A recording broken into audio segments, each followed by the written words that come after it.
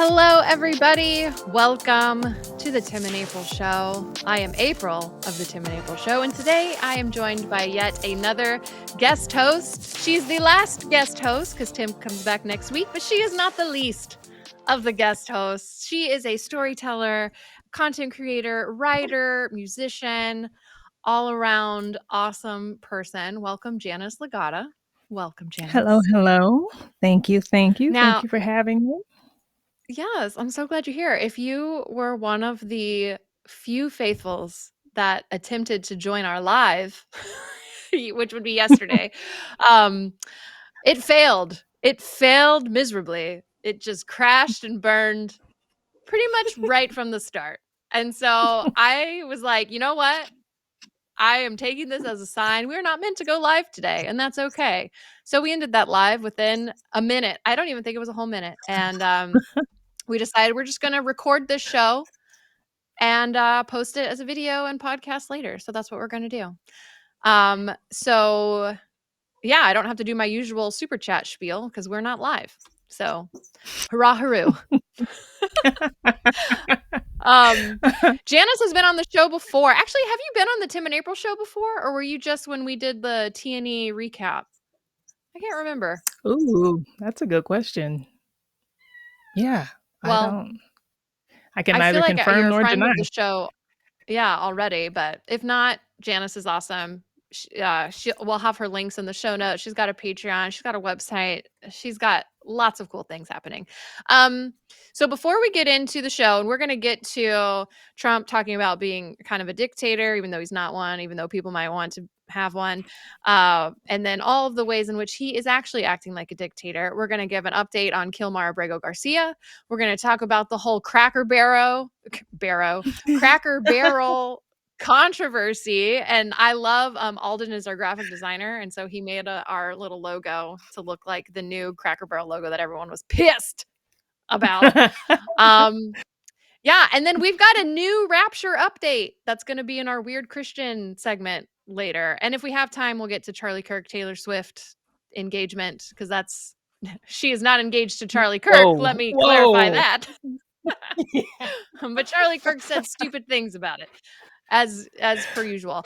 But I do want to acknowledge before we get into all that there was another school shooting at a Catholic school in Minnesota on Wednesday of this week, and we don't have it in our topics to talk about, but gun violence is a huge problem still in this nation. And like, I think at least at this point, 2 kids, like elementary school kids, died that are my kids' ages, and it's just all around tragic. And yeah, and I feel like if conservatives and MAGA cared as much about children that die from gun violence as they did about that stupid Cracker Barrel logo, our world would be a better place. So yeah, just want to acknowledge that up front, and our thoughts and prayers seem so little and like meaningless to say in the face of a tragedy like that, but my heart is with all those families. And also, we need gun reform yesterday. So with that being said, I want to show you something that happened to me over this weekend, Janice. For the second time, Ben Shapiro featured one of my videos. You have a fan. I think so. I think, if he does it again a third time, I think he might be a little obsessed. But I just want to play this for you because Tim was actually the one who texted it to me. Oh, which, by the way, Tim's going to be back next week. We've missed you, Tim. But Tim texted me and was like, Ben featured you again. And so yeah, and so I watched it, and when I first heard that, I was like, oh no, because when Ben Shapiro did it the first time, I got like probably a solid year of people blowing up my video, being like, oh, Ben Shapiro roasted you, which debatable. So, but then I watched this, and it was just so not intimidating, like in the least. It was like he gave me the opportunity for a slam dunk. He like threw me the alley-oop. You know what I'm saying? So let's just see what he had to say. I would love for you to get your raw reaction, Janice. All right, let's go. Oh, wait, there's no audio. Well, I am so excited to support Oh, there it is. There it is. the MAGA Okay, so Christian. restart it. And even though Jesus had harsh words to say about rich people, I am so excited to support them as they get richer and I get poorer. Okay, stop it. That's okay. She's an idiot. Okay, Jesus did not have harsh words to say about quote unquote rich people. He means there's additional temptation that rests on people when they have more resources, which is true. But that's not a critique of rich people for being rich. That's a reality about the temptations of life. In fact, the Bible specifically says that in judgment, you're not supposed to favor either the rich or the poor. And also, the Bible is a very pro-private property document. Jesus' parable of the talents in the book of Matthew is pretty clear on the idea that you should actually invest, and that relies on private property. The entire biblical system is reliant on private property, actually. Ooh. The Bible relies on the existence of private property. Private property? That's so. Do you remember that, Janice, when Jesus was like, go into all the world and acquire private property? And get it, because make sure you get it. That's the most important thing. Make sure you get it, because otherwise we won't have it, because it's not like the earth and the cattle on the thousand. It's not like it all belongs to God. So we got to go get it back. I don't. Also, like the fact, like there's literally an entire story that Jesus tells of the rich young ruler who goes to Jesus and asks, like, how do I get to go to heaven? And Jesus looks at him and says, sell everything you have and give to the poor, and you will have treasure in heaven. Then come follow me. And then the rich young ruler was very sad about that because he had private property, a lot of it. Right. And so he didn't follow Jesus. And then Jesus said, it is easier for a camel to go through the eye of a needle than it is for a rich man to enter the kingdom of God. I mean, that sounds harsh to me, but what do I know? I'm just an idiot, according to Ben Shapiro. That's according to your number one fan. He's a fan. Benny Ben. There was no reason for him to pull that. Yeah. Like, of all the things to argue about or to try to take a position, I'm like, come on. Also, he's not even a Christian. He's Jewish. So what is he even doing? So you don't even go here. Last I heard, I don't think he cares what Jesus said anyway. But, whatever. Speaking of idiots, Donald Trump. That's it. The king. Yeah. Donald Trump has been, so we've talked on the show a lot about he has some fascist tendencies, maybe putting it mildly. He's a bit authoritarian. He's been grabbing power as of late, and we're going to get into some examples of that. But there were two different things that he said this week about being a dictator. Is this I think this is one of those videos. Let's go ahead and play this clip. Job. Thank you very much. But then he goes on television and says, oh, Trump is a dictator. He's a dictator. And a lot of people have been, so the line is that I'm a dictator, but I stop crime. So a lot of people say, if that's the case, I'd rather have a dictator. But I'm not a dictator. I just know how to stop crime. And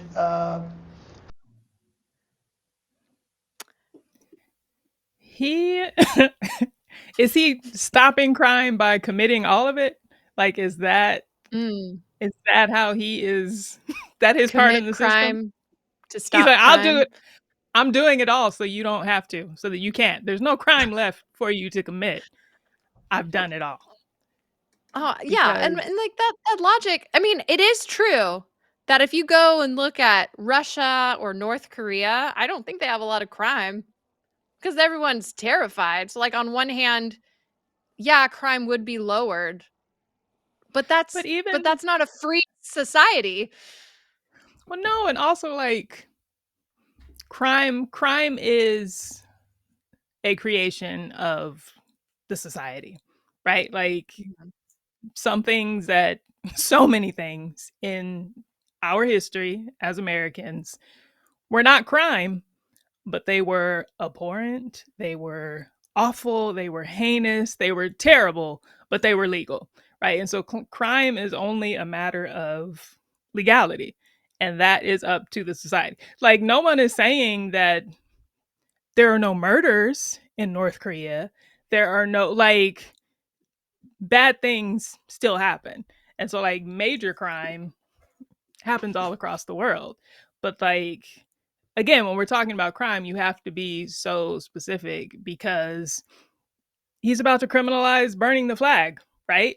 And so Yeah. it's like you can't you're creating crime because now you're making up things, you're saying things that people are doing are crime as opposed to is it right? Is it wrong?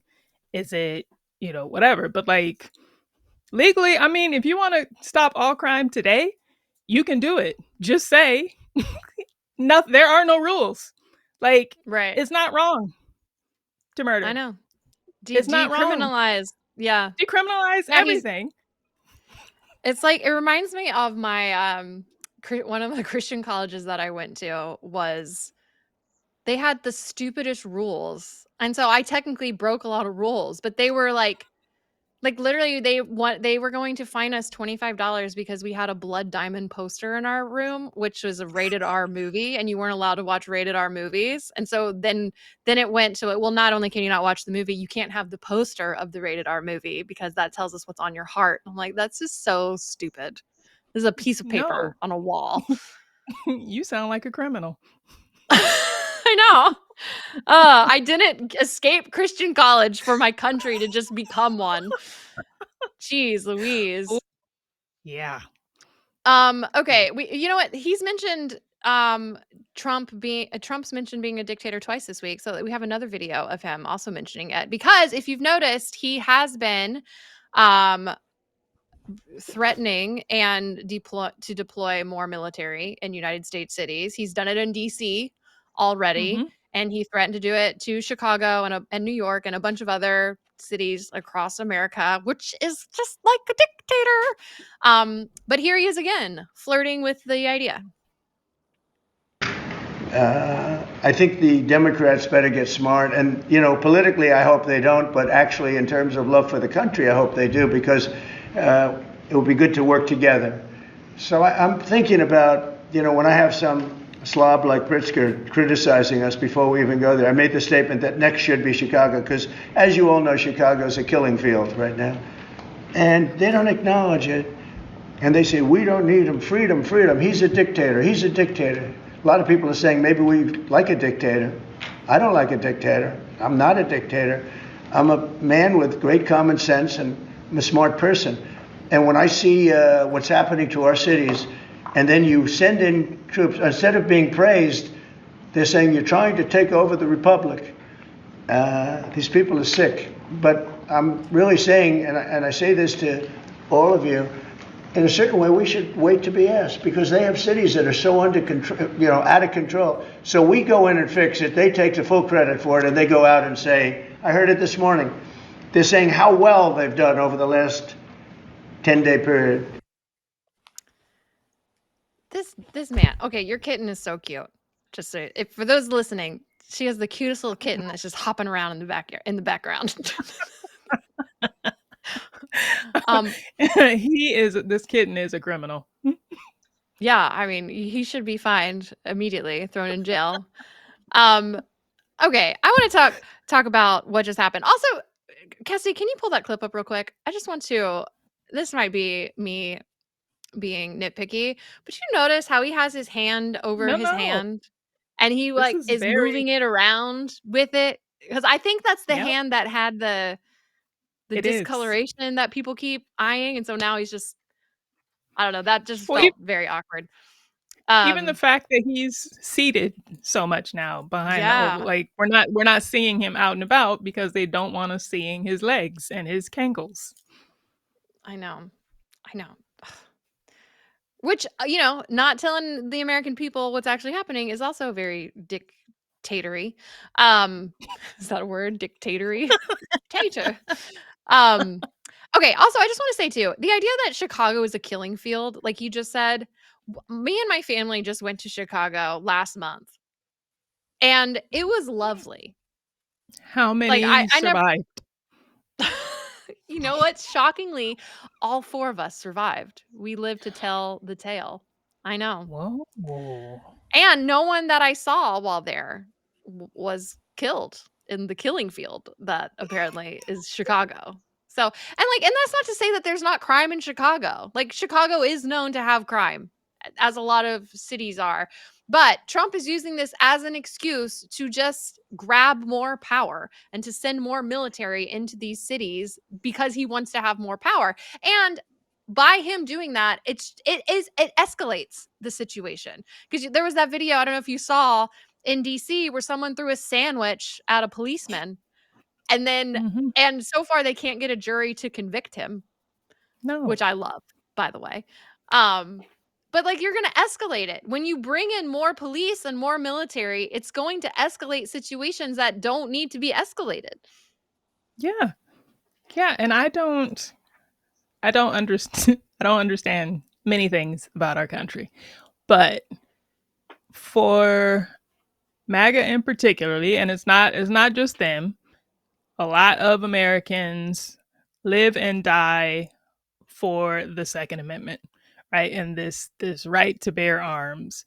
And to my understanding, the point of that is just in case the government ever rises up, you can form a militia, you can have weapons to be able to fight back against the government. Like, it was never supposed to be about stand your ground and being able to kill your neighbor over, again, private property, right? Like, it was supposed to be so that we just escaped a tyrant in, Britain. We left there, and to make sure that we have no kings, that no one can ever have that power over us again.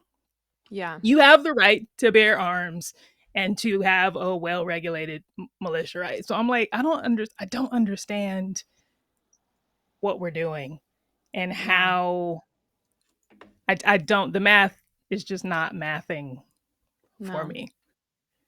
because it's not. And also, these are the states' rights people. We're the federal government. We don't like big government. We don't like the overreach. You're not supposed to be in Washington telling me what to do in my state. But now all of that is just out the window. Like, I don't get it. Well, I think what he's wanting to do, he wants people to get violent, because then that'll give him an excuse to exert even more power and to push more military on United States citizens, which Kamala Harris predicted. And literally, like, a lot of the mainstream media mocked her and laughed at her and said she was being hyperbolic and sensationalist. But literally, it's happening, and hasn't even been a full year into his first term. But I think he wants that. And also, it was a week or so ago, whenever he met with Zelensky, he even teased like, oh, well, when you're in war, you can stop elections. And the way he keeps taunting Trump 2028, like, this man does not want to leave that office. And I think he's looking for every way that he can to stay in power, which is really scary, actually. Yeah. Yeah. Okay. There's another video. Let's go to this other video where he keeps talking about how he's ending all of these wars. I would love to get your take on this one. We fact checked the wars that he supposedly ended last week, and newsflash, he didn't. Wait, what? Yeah, what? You mean he's lying or exaggerating the truth? That's not Trump. So anyway, let's just watch this and then we'll talk about it. Decision, but as Department of War, we won everything. We won everything. And I think we're going to have to go back to that. In the meantime, I've stopped all of these wars. I've stopped them. A big one would have been India and Pakistan, but we stopped them all. We stopped 3 wars. Go to Africa. They like to say, oh, let me tell you, I love black people. And I did great with the vote with the black people. But they say he's a racist, he's a racist. I said, really? For 35 years, a war raged between Rwanda and the Republic of the Congo. And it was a vicious war. 9 million people were killed with machetes, largely. Hatchets, machetes. That went on for more than 30 years, but 34, 35 years. And I stopped it. In fact, the presidents are coming in a week or two to sign we have the foreign ministers, it's all signed, the war stopped. but I got it stopped and saved a lot of lives. The Congo, it's deep into deepest, darkest Africa. I got that war stopped. Nobody else could have done that.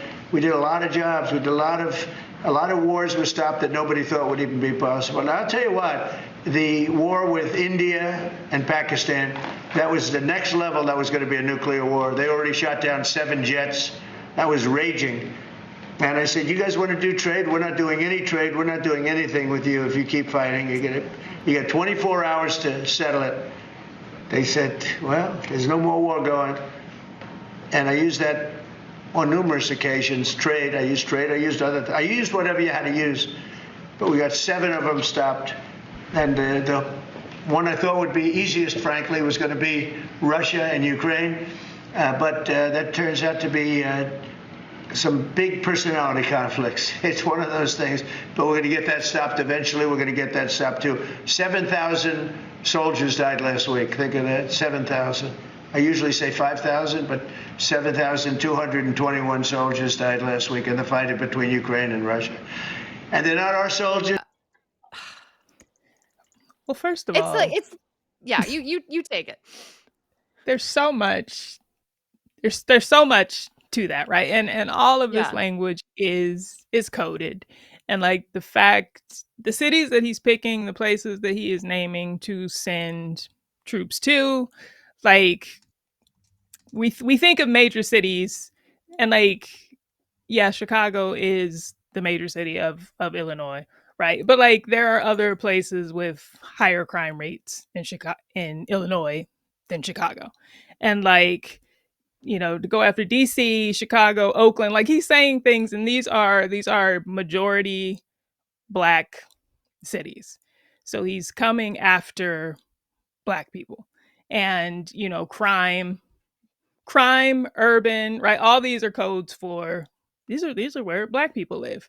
And so for him to go from here's the wars that I've stopped and started, and then I'm going to jump to people say that I'm racist, but I love Black people, and here's the proof that I stopped these wars in the Rwanda and Congo.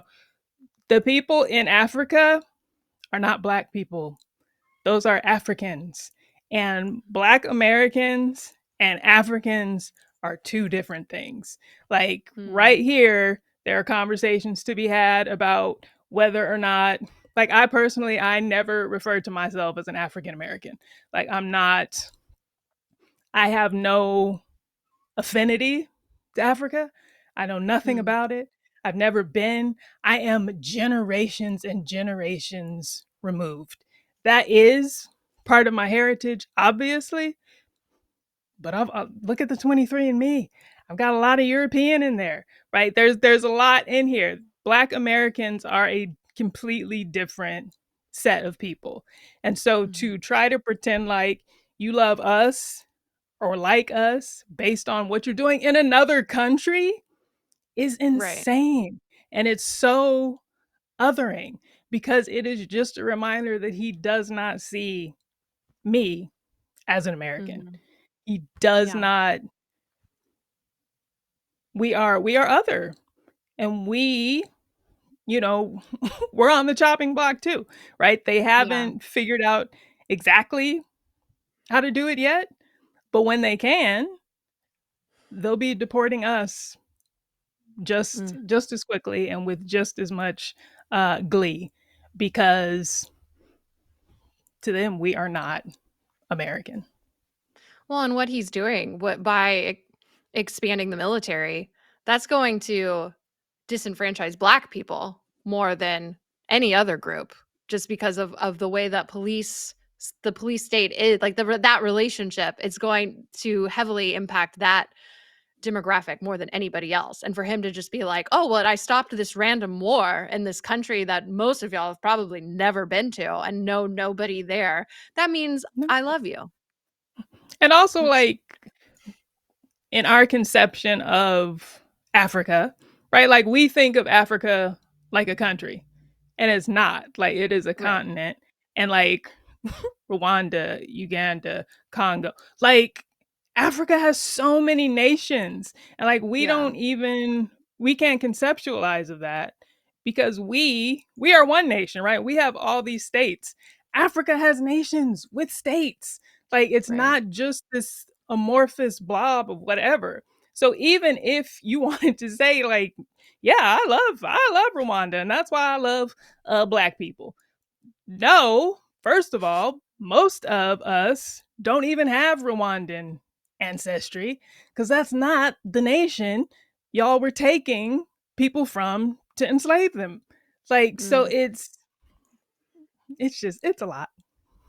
Yeah, it is a lot. What a silly man. And I think it's pretty obvious for us and people that have not drank the Kool-Aid that Donald Trump is not very competent. He Oh, just rambles, makes stuff up. I mean, even in that clip, he was like, I usually say 5,000 were killed, but it was 7,000. Like, what do you mean you usually say? Like, that's just the go-to number when you're talking about what is 5,000. Yeah, 5,000 sounds right. Like, what are you talking about? The way he just rambles. Also, I don't know if you noticed in that clip, his hands were underneath the desk. So I don't know. I'm just paying attention to his hands these days. But I want to play this montage, and there's other montages out there. So a cabinet meeting that Trump had this past week, the way that his cabinet is sucking up to him is so cringy. And it's so obvious to anyone who is not Donald Trump. You know, like, I feel like even those cabinet members in there that are saying all this, they know they're just saying it because they have to, because that's how they can get on Donald Trump's good side. I would yeah. I would bet you anything that most of these people don't actually mean what they're saying. But let's watch it. It's an honor to do this job under the president's leadership. You are the single finest candidate since the Nobel Peace, this Nobel Award was ever talked about. Thank you for your leadership, for your boldness, for your clarity, for common sense. This is just such a great opportunity, really, to recognize your leadership. It's pretty great to celebrate Labor Day with a builder who loves labor. You have saved this country by making it the best place in the world to do business again. You are really the transformational president of the American worker, along with the American flag and President Roosevelt.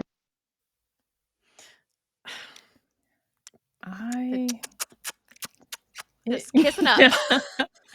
It's giving Thanksgiving, right? And everybody has to say what you're thankful for. And then you're just like, oh, the pie. I'm thankful for the pie. But it's like, what? This man is so small, so insecure. So, because what even is this about? This is about Labor Day, and we're just gonna sit around and praise this man who has not even been in office for a Labor Day. So it's not even like, here's a year later, and here are all the stats, and here are all the ways you've improved. You haven't done anything. So y'all are basically, if you're congratulating him for anything, it's for whatever Biden left, for whatever has been done, because he hasn't even been in here long enough to do anything to, like, deserve terrorize everybody. Right. And like, bring in the according to regular his- people. Where according to his- are the Yeah. the happy I don't think- customers? Yeah, I mean, they're fewer and far between. But if you read his Truth Social posts, he'll tell you that he's had the greatest first 6 months of any president in the history of the country, probably the world, probably the universe. I mean, honestly, he probably thinks that about himself. So one of the ladies that was in there that was talking about how he's been such a great laborer, and she mentioned having his face next to the American flag, next to Roosevelt. So one other thing that's happened in this term since he became president is his face is now on government buildings in DC. So, and one of them is the Department of Labor. I guess it's America First, something like that. So it's got American flag in the middle, Teddy Roosevelt on the right, and then Donald Trump. And like, Donald Trump's face on these government buildings is, I think, wanting it to be a thing. And if you look historically, the people that put their faces, and I'm talking about like the people doing it, not someone else doing it to honor them, but like the person that's like, I want my face out there. Those people are dictators. Look at North Korea. Look at what Adolf Hitler did, Joseph Stalin. Like they are if you feel this need to promote yourself like this, as you are the hero, you are the one, and then your cabinet then decides that they also need to be, building you up all the time. Oh, you're so great. You're the best we've ever had. No one does it better than you. Like they're all starting to sound like little mini Trumps in the way that they talk. That is another telltale sign of a dictator. This is a cult, and like that picture is frightening because I'm like, I mean, the American flag is a red flag at this point. Like, if I pull up to your business and you've got an American flag, I'm not gonna feel welcome there. Like I'm like, oh, this is saying something, and because again, like we're one nation allegedly. So like, why do we need all these reminders? Who is this for? Like, I know where I am. I am very aware, unfortunately, of who the president is. Like, and seeing your ugly mug is not going to engender any kind of inspiration or hope. And it's not meant to. And like, how sad to want your image to be used to frighten and to terrify and to like discourage and bum people out.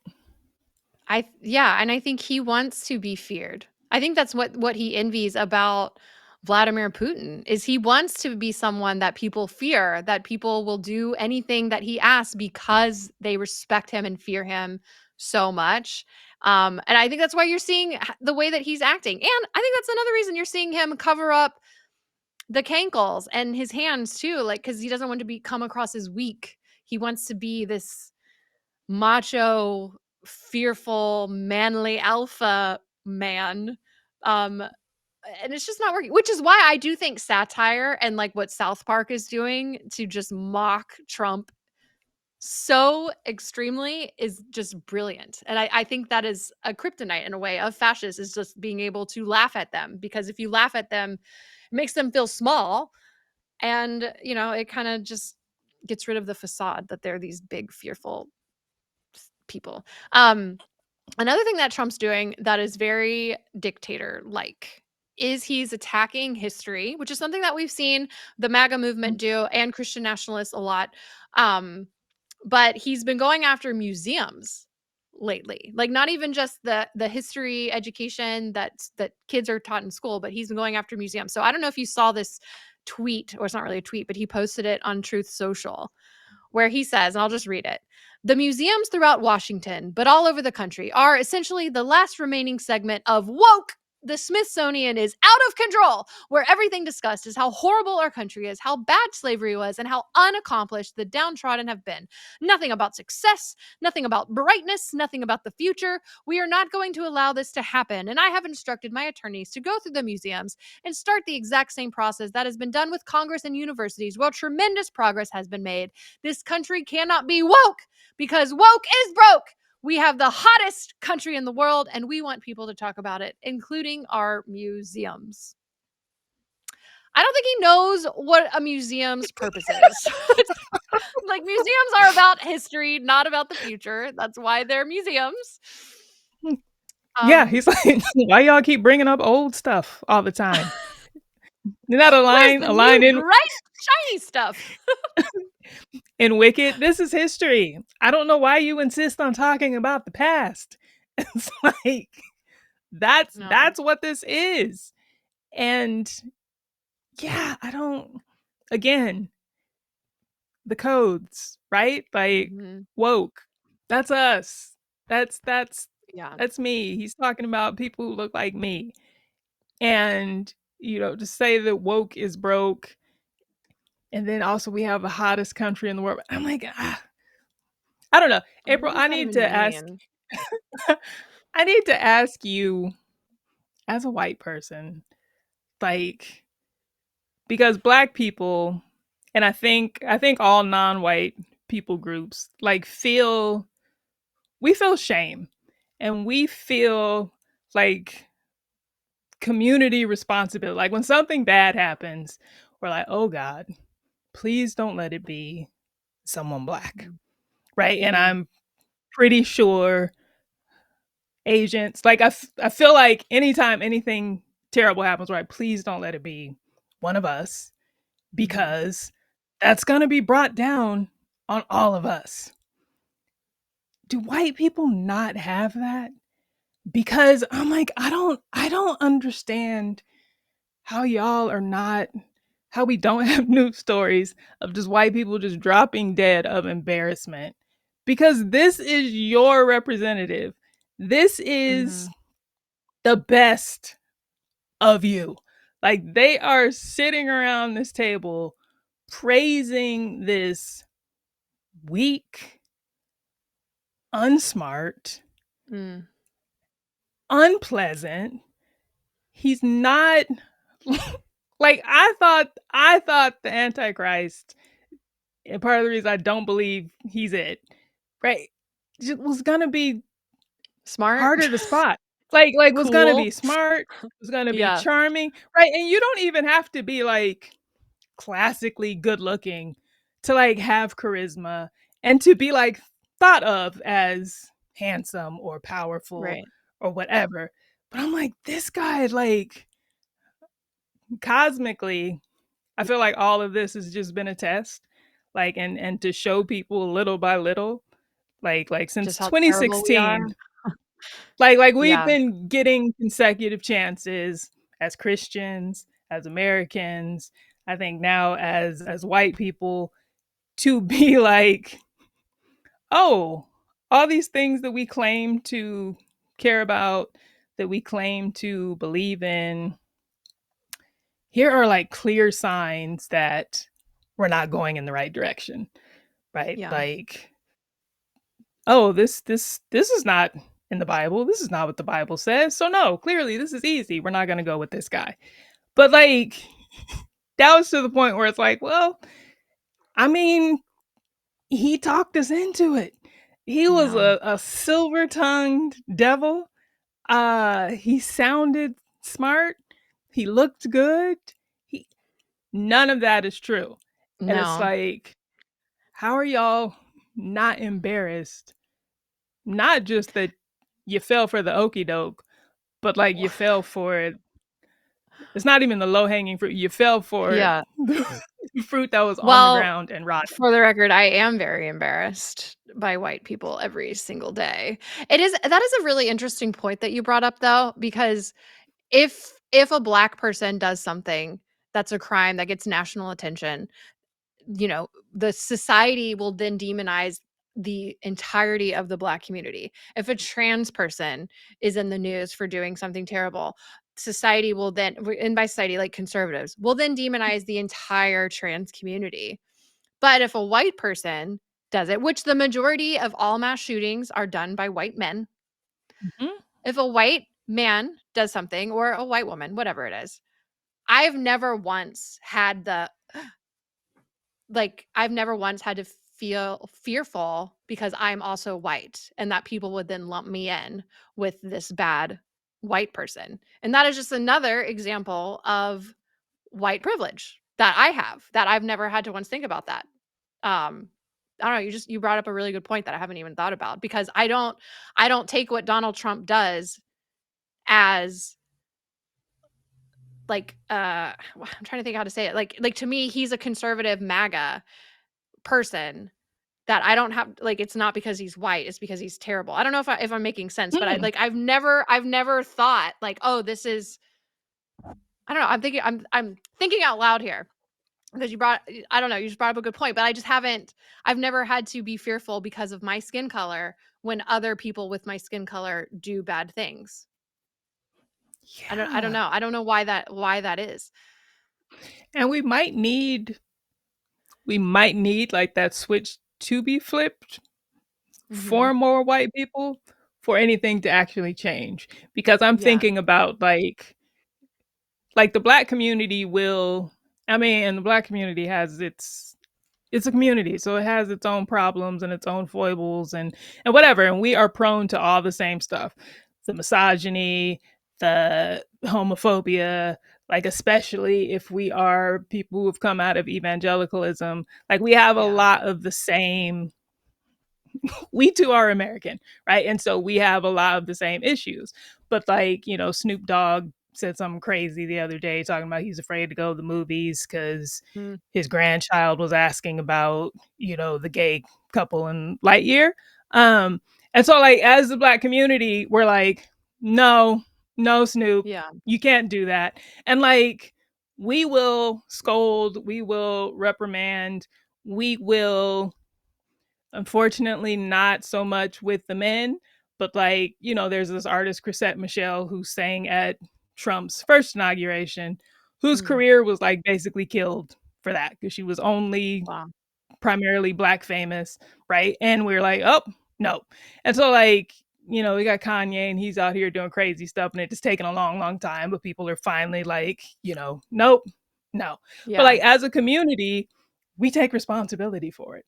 And we're like, no, you're not going to be here embarrassing us. And we are going to, as Black people, right, say, no, that's not us. He's speaking for himself. He's over there. And I don't know, like, I just wonder what would change if white people kind of had that same impetus and felt that same kind of responsibility to be like, not as an American, not as just a general person, but no, like as part of your community, you can't be out here making us look like this.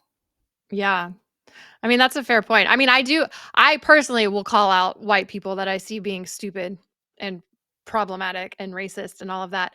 But there's just like, there's not a white community. Like you don't, like we just don't have the same camaraderie. And I don't know if it's just because there's just, I don't know. I don't know why that is. Like we don't really have a culture either. Like our culture is being cringy. Like I don't know. But this is gonna sit with me. I'm gonna think about this because I feel like the world would be a lot better if white people looked at white people being awful and being like, no, we're calling you in, which I do think a lot of us do, but it's like there's just so many white people that are MAGA that don't see a problem with what's happening, and I don't know what to do about them. They drive me crazy. I do know that. Well, speaking of like whitewashing of things, another sign of Trump being a dictator, and then we'll move on. I promise. I don't want to belabor the point. But Donald Trump's also cut funding to public radio, PBS, and which is then opening the door for PragerU. I know. I believe it's Oklahoma that's talking about wanting PragerU to come in and like actually be put in public schools. That's something that's being talked about as a possibility. Now, if you don't know PragerU, the U is misleading. It is not a university. They're not accredited. They're very conservative. It is propaganda. So this tweet is something that they tweeted out in 2021, which I feel like is them slamming into the point and still missing it. So I'm just going to read you this tweet. They tweeted, young people are enamored with anti-racist rhetoric because they think they are fighting racist systems in America. The truth is they are fighting America itself and the very values the country was founded on. I mean, yes.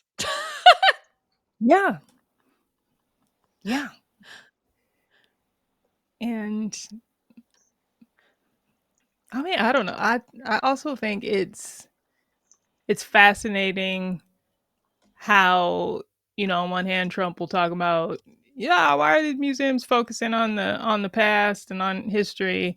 And then this, well, these are American values and whatever. And like there's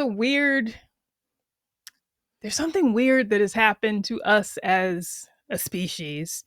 And I feel like maybe it's evangelicalism's fault, at least a little bit, but it's like it's like taking the Bible. It's like we have taken these text things written by people in a certain time, and then we've basically said we have to stop there. Like that was the height of understanding of God. And then, to act like when America was founded, well, that was the height of human ingenuity as far as government and what a democracy can be. And it's like, why are you, again, like, why are you not more confident, proud of yourselves today to be like, you know what? That was the start, but we know more now. We're actually smarter than those people were. We're actually if we want to say this, if we want to pretend like they didn't know right from wrong, right? Then we are actually more morally developed.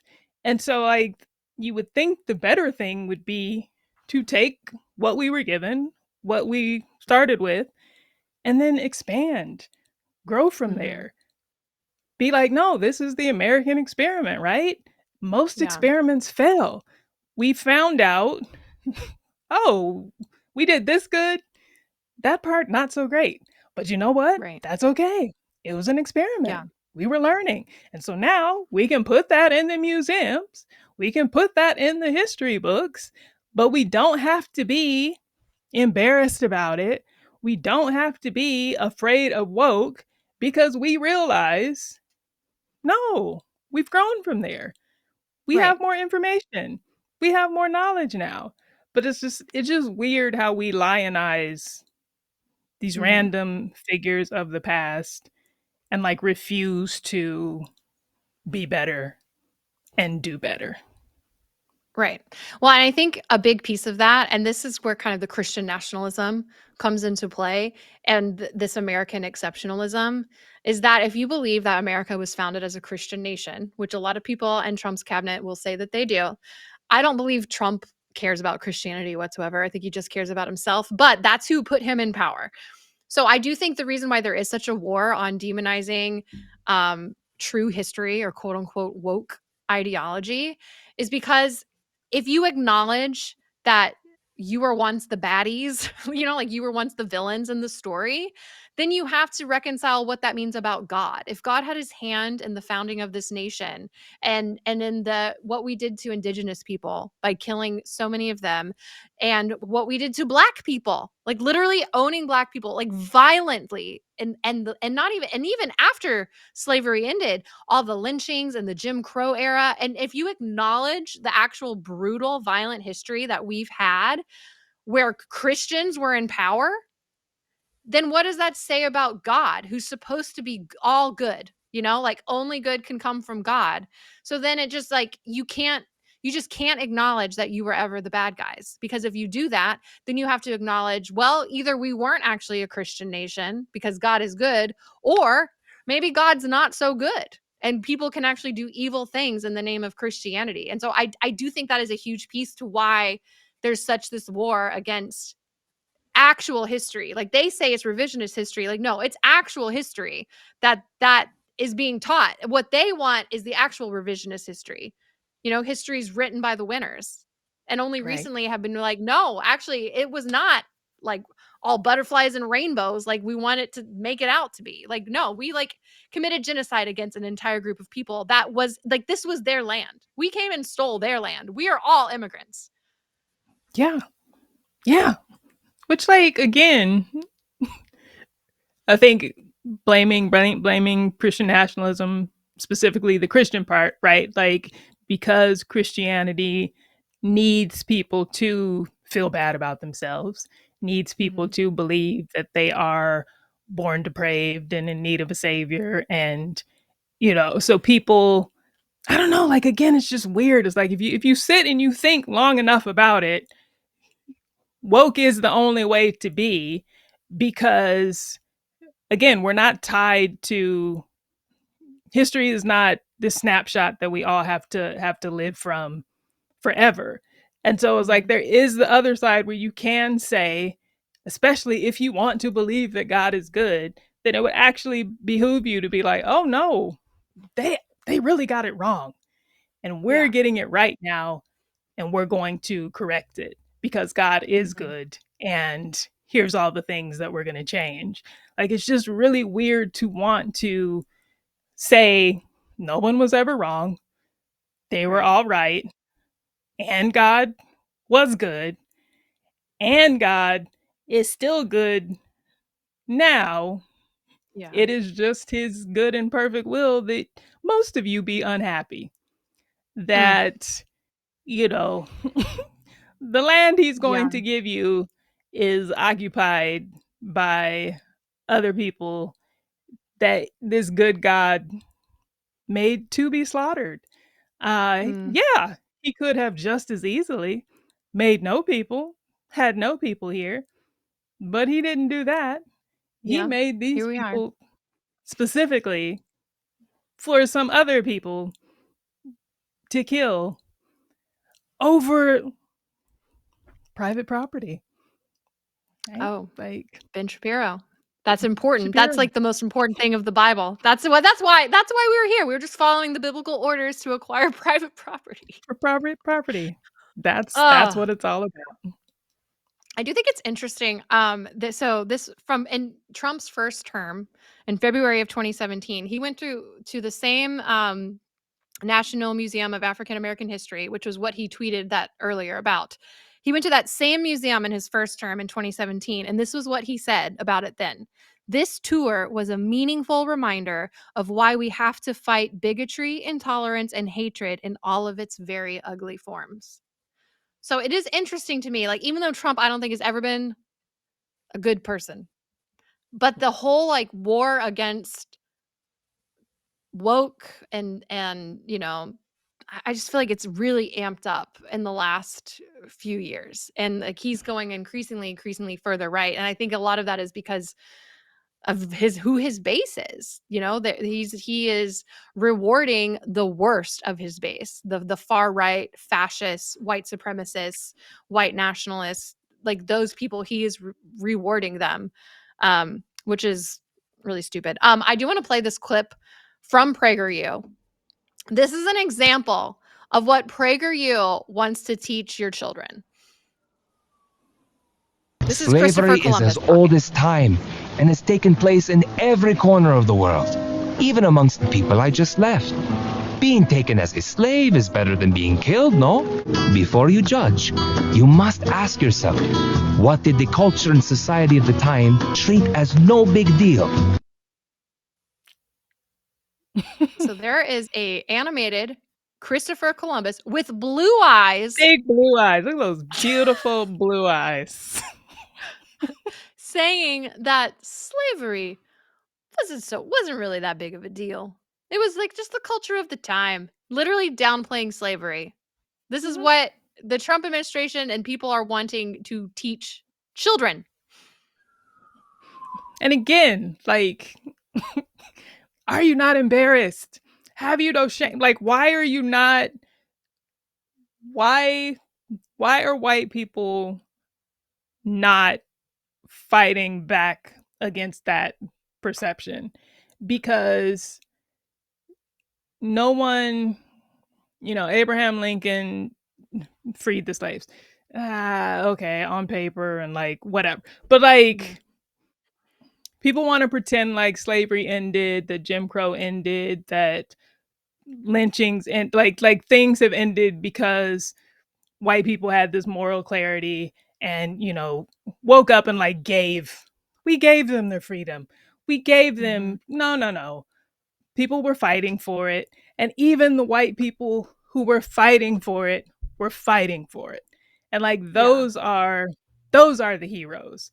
Those are the ancestors I would think you would want to look up to revere, and to be like.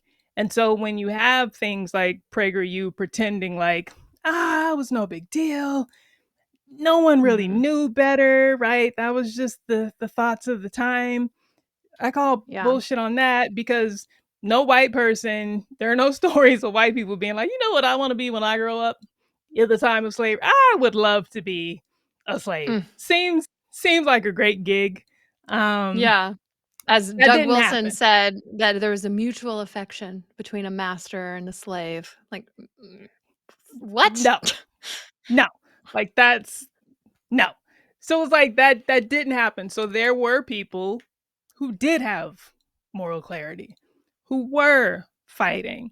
And it's like it's disrespectful to them when you lump all the white ancestors together and just say, no, we were all the lowest common denominator.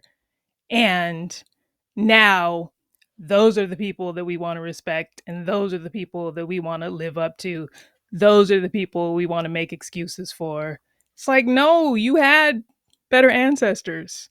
You had people who were actually fighting, Right. who were actually good, who did have moral clarity, who were ahead of their time.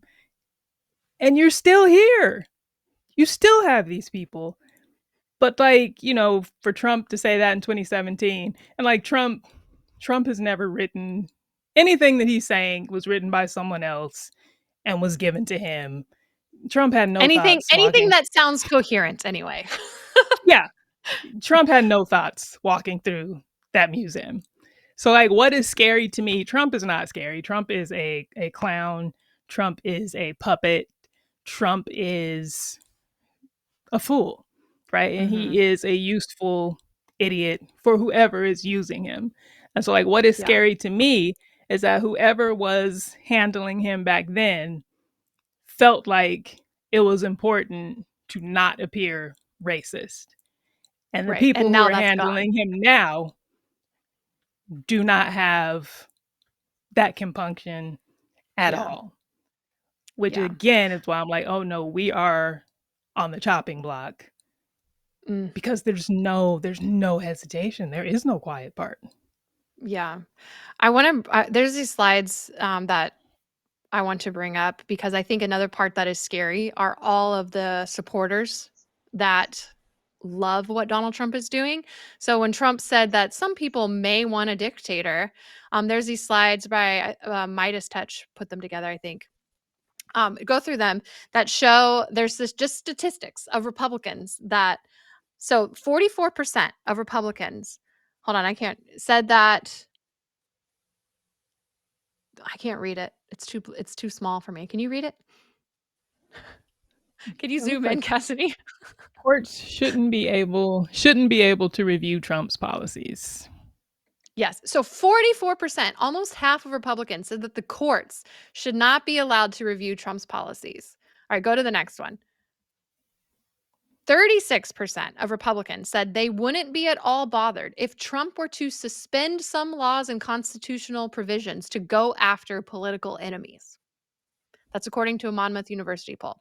28% of Republicans said a president should be able to ignore Congress or the Supreme Court when they hold our country back. That was according to an Axios PRRI poll. Almost a third. And again, 28% of Republicans said the country needed a president who was willing to break some rules and laws to set things right. And that's according to a Fox News poll. So, and there's one more. 24% of Republicans said that ahead of the 2024 election, that if Trump lost, he should do, quote, whatever it takes to take power. And that was according to a PRRI poll. So it is scary. There is it looks like between a quarter to a third of Republicans that do want Trump to be a dictator. Which is like not what America's about. Which is not what America's about, and which is not good. But like it's of Republicans, right? And so we would have to say, okay, what percentage of American identify as Republican? So it's only, and let's give them a strong 50%, right? Yeah. And so, and it's not even that, right? Because you have not just Democrats, you got people who are independents, who don't vote, who don't, whatever. So it's a subset of a subset of people it's also a subset of people who do polls, who answer their phone, who talk to strangers, who like answer these things. So it really is this outsized vocal group of people who are not in any way, by any stretch of the imagination, the majority of Americans. It's not even the majority of Republicans, right? And so, like, again, these are not good numbers, these are not good stats, but they're not as terrible. They're not telling as bad of a story as even Donald Trump wants you to believe. Like, he wants us to see those numbers and those stats and just like wilt and give in, right? Just throw up our hands. Oh my God, if this many people want this. No, these are a small subset of insane people. And that is a good reminder. If because if push comes to shove, we do have more numbers on our side, and I think one of our biggest problems that we're having right now is people just are not paying attention and just really don't know what's happening. I do think like there would be more white people that probably would feel shame if they were in the know, but there's like that privilege there where it's like, well, I'm comfortable. I'm not the one being deported. I'm not worried about being deported, so I'm just not gonna think about it, which is, maybe I'm usually not a proponent of people feeling shame after feeling shame my whole life from being an evangelical. But I think white people should feel some shame. I think a little bit of shame might be good for us, A little shame is useful. Like in its proper context, given its proper use. Like we are built for community. Like we are not just as a species, humans are not meant to do life alone. We are not supposed to be living these siloed individualistic lives. Like we are supposed to be part of the community, right? Even in the Bible, like what is one of the biggest punishments, right? You talk to them, you bring somebody else to talk to them. I think it's three times, and then if you can't, put them out, right? Yeah. We're not killing you anymore. We're just saying, look, we have certain rules here. We have certain ways that you have to live. And if you don't want to, if you can't, if you are unable to, we've talked to you about it. And now you can't be here. You can't be with us. Right? Like that is the greatest punishment. And we're like so hesitant to do that to people now. And I think like, the Democrats are in a very weird space right now because the majority of people are like, no, y'all need to punch back, fight back, put these people outside. We can't, there is no middle ground. Like if you believe that Black people are Africans, that we are fundamentally different, there's no middle ground to that. Like we cannot agree. And there is no place where you and I can be comfortable with each other. Yeah. So you need one of us needs to be put outside. And and that's fine. Like I truly, truly want people to have the societies that they want. They got those people building these whites only towns. Go for it. Live your dreams. I love that for you. If you want to be there, I don't want to be there. I want that for you so much. I mean, who else would want to be there if that's genuinely what they want? Ugh. If that's what I love it for them. I want them to have it. Please. Again, just mind your business. Stay in your little racist bubble and stop harming people around you. Leave us out of it, literally. Yeah, let's let people live. Okay, we got a lot to get to still. So before we get to I will say the rest of this show is going to be a little more lighthearted, I think, just because it's stupid. I mean, all of this is stupid if we're being honest, but some stupidity is harmful. So this next group is not quite as harmful. But I do want to give a quick update on Kilmargo Garcia. If for those who don't know, he was reunited with his family this past week, which was beautiful. Because honestly, what the Trump administration has done to that man, I think is just purely evil. Once they accidentally sent him to a prison in El Salvador with insanely inhumane conditions on a clerical error, on an administrative error that they admitted was an error. Then all these courts, they say, sorry, we can't get him back. It's just out of our hands. Eventually, they do get him back like a month or two later. He's in a prison, in a holding cell, I don't know, somewhere in the state. Finally gets reunited with his family this week. I mean, it's been months. And then he goes to an immigration check-in after he was reunited with his family and was arrested again by ICE. And then the Trump administration says they're going to ship him off to Uganda. He doesn't know anybody in Uganda. He's not from Uganda. No, so none of us are, except for Ugandans. Yeah. So, the last I heard, a judge has temporarily halted him being deported, which that's not being deported. That's being kidnapped and shipped off to a country. Like, deportation is being sent back to the country where you're from, not some country that being exported. That is being treated as private property. It's human trafficking. Yeah, that's being trafficked. Yeah. So anyway, so hopefully he can stay. I think he just appealed and is seeking asylum in the United States. Hopefully that he gets to stay, because honestly, like, what they've done to that man is absolutely horrendous. It's something that we should all be outraged about. But the conservative MAGA Christian nationalists are not outraged about any of what we just talked about. Do you know what they were outraged over this past week, Janice?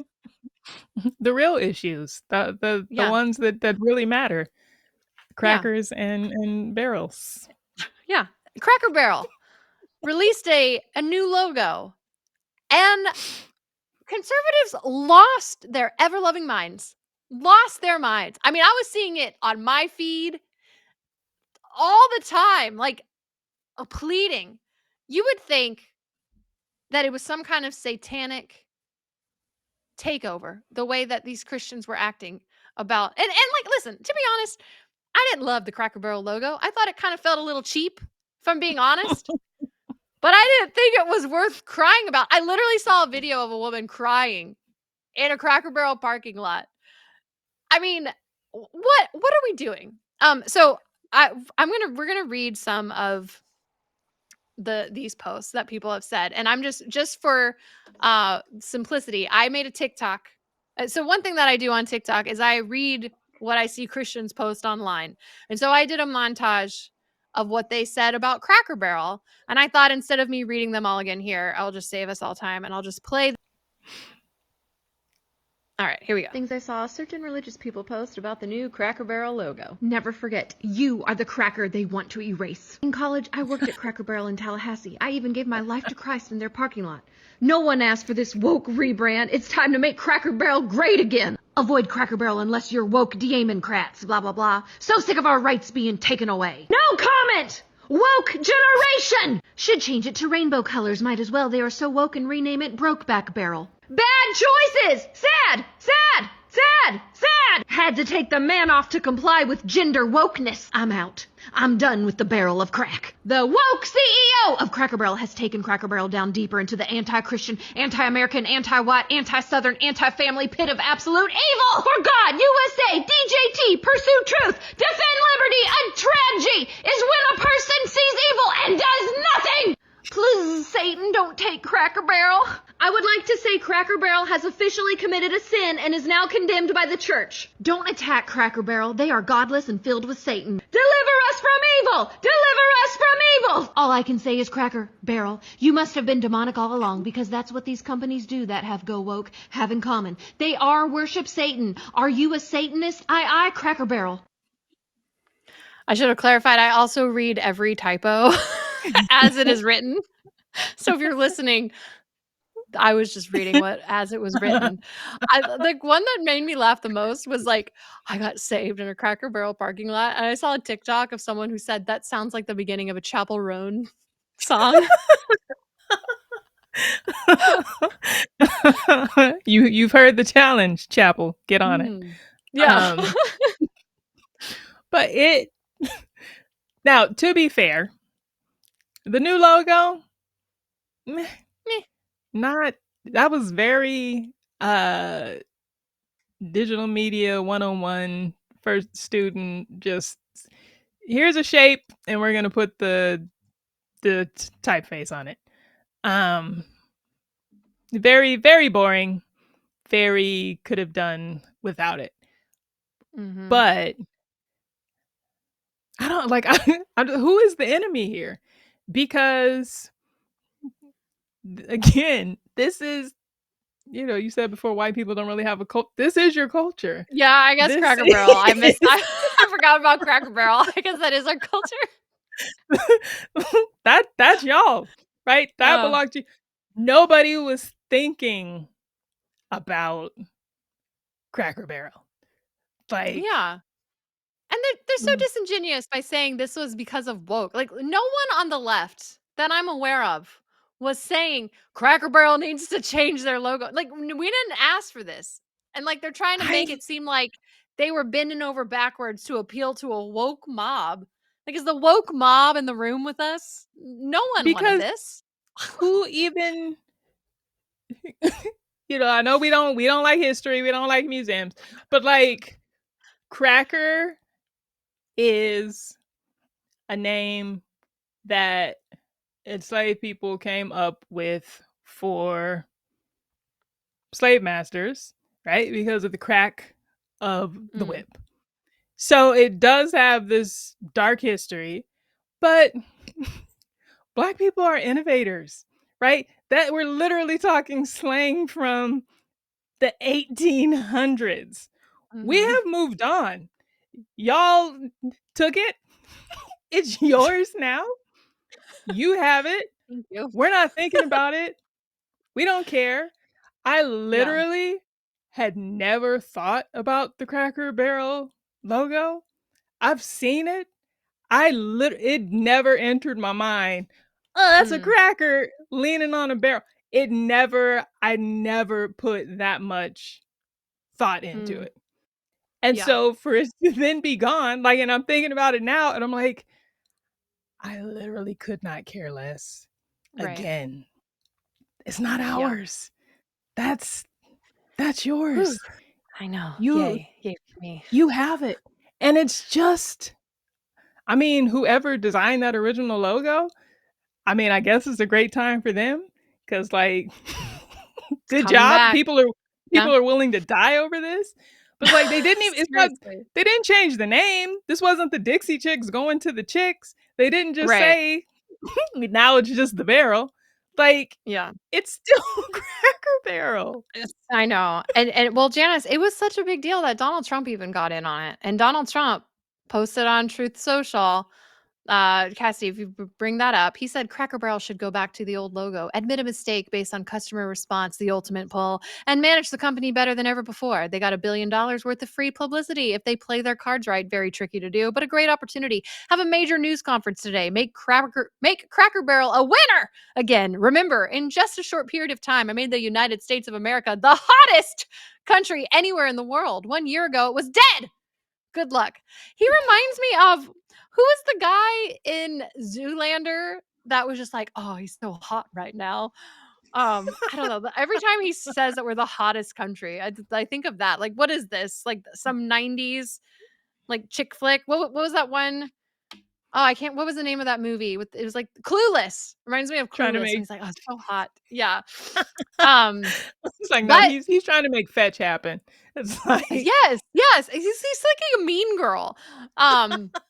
But anyway, Cracker Barrel gave in.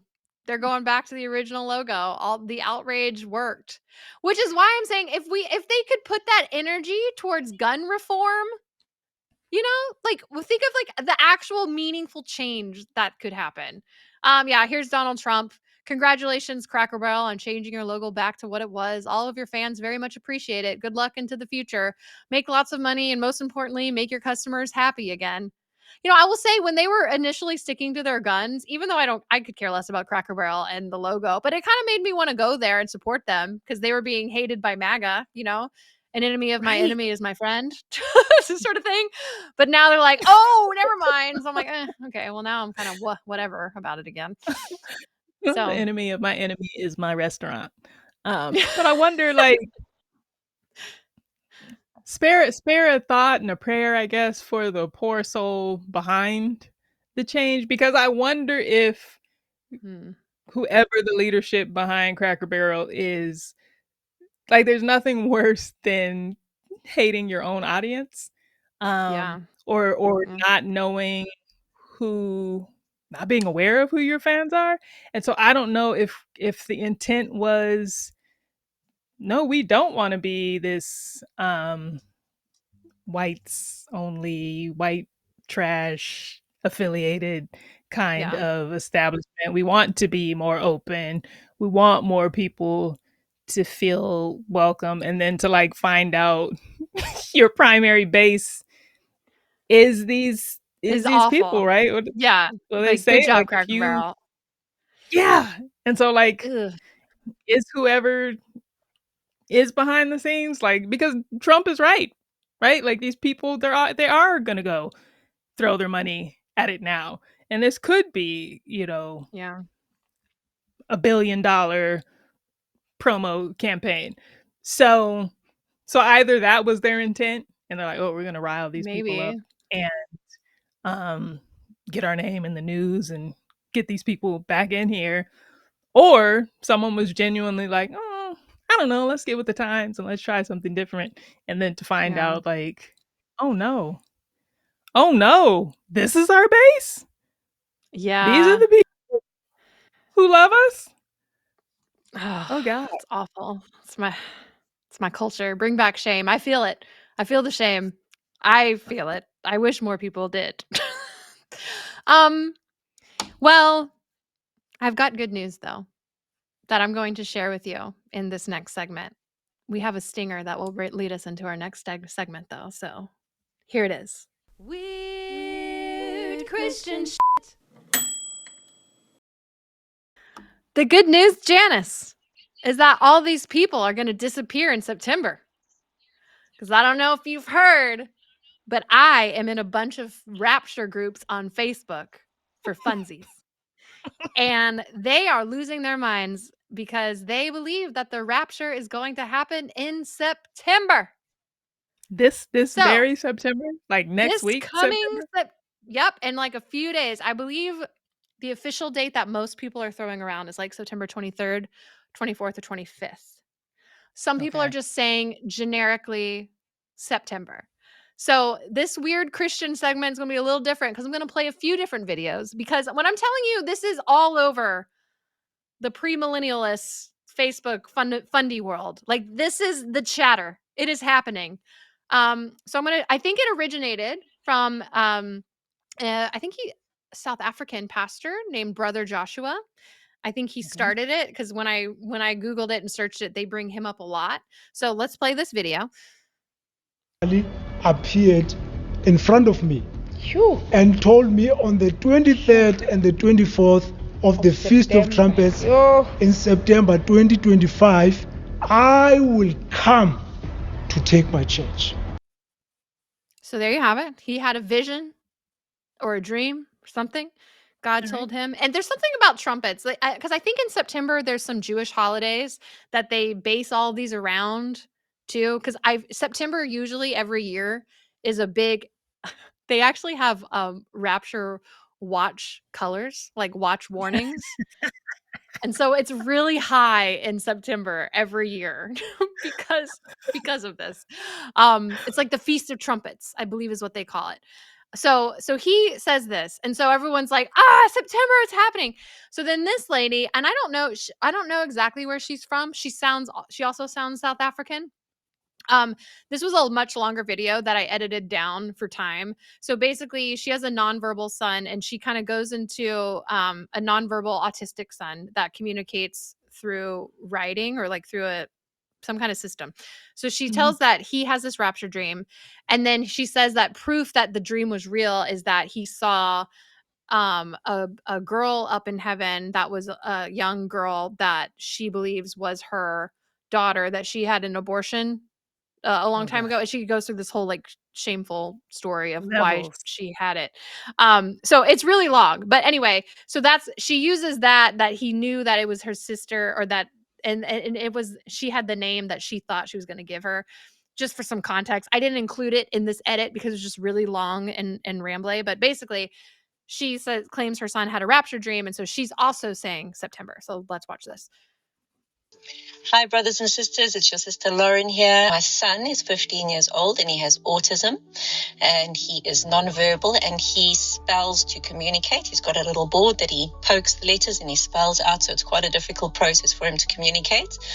But recently he told me something that was so mind-blowing and so crazy, I have to actually share it with you. The Holy Spirit's really been prompting me to do so. So my son Daniel spelled out to me that he had a rapture dream. And in his dream, he said that we went up to heaven. I'm just going to keep it quite basic because he didn't give me tons of detail. He told to me that I'm very scared to share it because I never want to be seen as a date setter. But I also have such a major pull to share what he's told me, because I don't want to have it on my heart or have it over my head that if I haven't shared the information I've been given to help people, then that would be really bad. So I'm going to tell you what he said. He said that his sister Sienna told him that Jesus is coming for us in September to take us home. That's what he told me. The most amazing thing is that Daniel doesn't share personal things. He will answer questions from his lessons, but personal things are very difficult for him.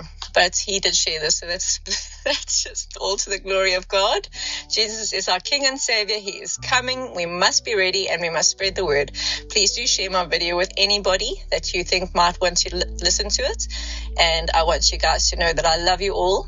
And I really do hope that we do go home in September. He did mention September this year, 2025. So it's very specific. But yeah, let's see what happens. I really hope so. I really hope so for all of our sakes. At Honestly, the end, she says, I hope so for I hope all of so our too. sakes. I hope so too. Well, if it just takes MAGA away, I'm with it. great. I'm for it. I don't believe in the rapture, but I'm willing to. I dare you, God. Prove me wrong. Take them. Please. Take them, Take Lord. 'em. Take them. Show me. The thing is, though, from everything that I know about what I was taught about the rapture, MAGA is not going to be who goes. They're not. They're not really following the teachings of Jesus in the way that would make them worthy of being raptured. But also, like, for all of our sakes, okay, in her belief system, the rapture is actually terrible for everybody who gets left behind. Everybody else. For everybody else. So for all of our sakes, it's such like a selfish way. It's such a white privileged way too of being like, I just hope for all of our sakes that Jesus comes back, because that's not really for all of our sakes. Like 2/3 of the humans who are left behind die very violently. Violently. That's And part of the lore. In some of their tellings, right, that they love, like Jesus himself is coming back on the horse, like with a sword to dispatch people. Like Right. Jesus That's is the people getting that his are hands. left after the Great Tribulation. Yeah. Jesus is getting his hands dirty. Like he's like, let me at him. Like, right. But again, I see you, God, and I challenge you. Take them. I mean, prove make the me world wrong. better. If we get left behind, are you going to start the underground church with me? Because I mean, we would have known what happened, right? If we get left behind, there will be no need for an underground church. Oh, that's true. The bad Who people will we be gone. hiding from? Like, What if it's a reverse rapture? What if all of us get to go to heaven and Jesus leaves all them to just duke it out? Again. Either way, win-win. Either way. Yeah. But like, we're definitely the only way I would be against this is if salvation is forever, once and for all, right? And I get taken up with these fools. Like somehow Yeah. it really was just a matter of you say you believe it, and it doesn't matter what you do or how you live or whatever. It's just like, did you make the contract? And Oh, that'd be awful. it is in fact unbreakable. That What is a the plot only twist. way. Yeah, That's not heaven to me though. That's hell. That's like the show that's The Good hell. Place. That would be like, is this the bad place? I think this is the bad place, actually. So Um, it is I- rapture. It's just yeah. not rapturous. This I want to say too, like this woman, she seems very like she means well. I think she truly believes what she's saying. And I think that could have been a really beautiful moment between her and her son where he had a dream about heaven and they got to talk about the daughter that she didn't have. But to turn this into this rapture dream and the way that they say like God put it on my heart, like I have to share it, like I think part of that is like to find meaning in like really Yeah. hard things, and like there's hope, like when I used to believe in the rapture, it did give me hope because I would look at how scary the world was like, okay, well at least I know the rapture is going to happen. So I think it's kind of this cop out. You believe it and you also really want to believe it. But it's also so harmful because I have another video, Janice, that I Oh want to no. show you about the rapture being in September. When I tell you this is all over in fundy circles. So this is a TikTok. I don't remember this girl's name. Like if you want to have fun, if fun might be a strong word, but if you want to look this up, just Google Rapture September 2025 on Facebook or TikTok. Like there's just tons of people posting about it. So here's a video, and I just wanted to, this is an example of how it's harmful. Okay, is anyone else just in a really weird limbo state of mind? Because if Jesus is coming back very soon, if we're in the last hours of the last days, which I do believe, then like, why am I thinking about redoing my floors? Planning a pool? Should I cancel my flight that I have booked for Colorado and LA because that's in September? You know what I'm saying? Like, what are you guys doing? Should I pay bills? I mean, should I worry about really anything lingering past September? What are y'all's thoughts? This is why it's so harmful. Like I remember thinking like I may not even go to college. Is it fruitless like for me to even be planning to go to college because Jesus is going to come back? It's why you see so many people that don't care about climate change. It doesn't matter because Jesus is coming back. We don't need to care about the earth or like literally any problem. It is such a cop out that keeps people from just doing things to make our world better now. Yeah. Yeah. But in this case, I would encourage those people. Yeah, girl, stop paying your bills.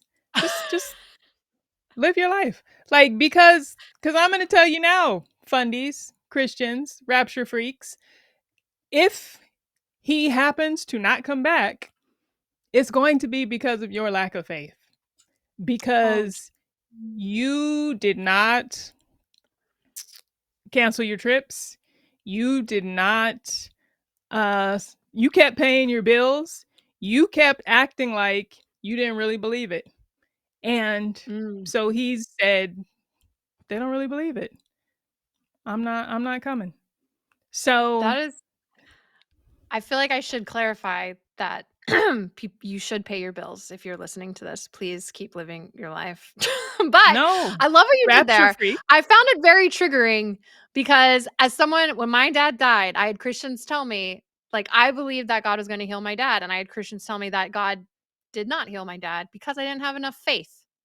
So I appreciate what you're doing because it's literally just reversing a lifelong of things that these same people have said to us and said to people about a myriad of things. Because again, like we need to find a new word for shame. Because there is the shame that we grew up with that was unmitigated, unfounded, harmful all the way. But again, right, the Bible all throughout does use putting people out of the community. And also, like when it came to prophecy in the Old Testament, people were getting stoned. If you said this was going to happen, and it did not happen, like there were consequences because you are leading other people who are weaker than you, whether mentally, emotionally, like whatever, you are taking advantage of other people's belief. You are leading people astray. And so like it feels like there should be some kind of consequence. And like How have we honestly, not learned too? Like there's been so many rapture predictions. Last year there were a bunch of rapture predictions around the eclipse. There's like every year there's some new rapture prediction. It never happens. And literally the Bible says no man will know the hour, which is like they use that verse to talk about the rapture. Why would you even set a date? Then if that's like if you believe the Bible literally and it says no man will know the hour, why set a date? Then you know for a fact it's not going to be on that date. Because you are a man and you know the hour and you're not supposed to know it. But there should be a consequence, or there should be like a rapture fund. And it's like it's like a bet. We're making a bet, right? So I'm betting there's not going to be a rapture. And you're saying, yes, there is. Okay. So then we're both going to put up $5,000. Yeah, put on some money. We're going to put into this fund. And on October 1st, if you're not here, I get it all. Yeah. If I'll you say are of the here, two though, the woman with the son, her dream, like she's got a higher chance just because she just said September. You know, where the first pastor said 23rd, 24th. That's very specific.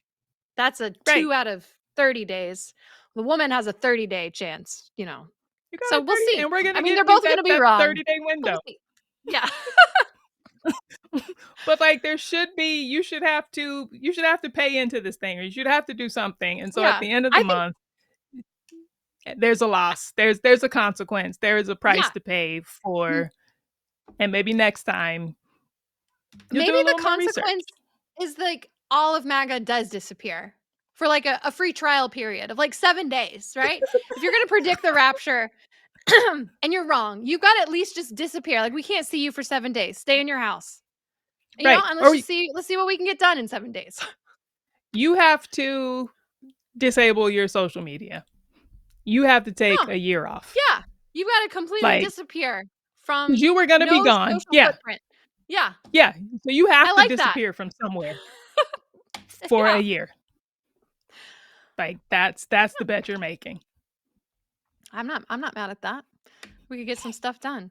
Janice, it has been a very whirlwind of an episode. We started off very poorly on a live that failed immediately, and then we recorded this. So thank you for being here. Janice, tell people where they can find you. So you can find me at janicelagata.com.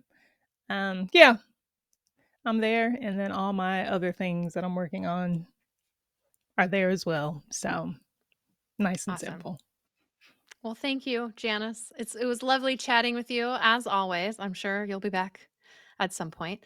And thank you to everyone for tuning God in. willing and Rapture Terry. Yeah. You know what? You know, if the Lord Terry, we'll see you next month. And if not, you know, peace be with you.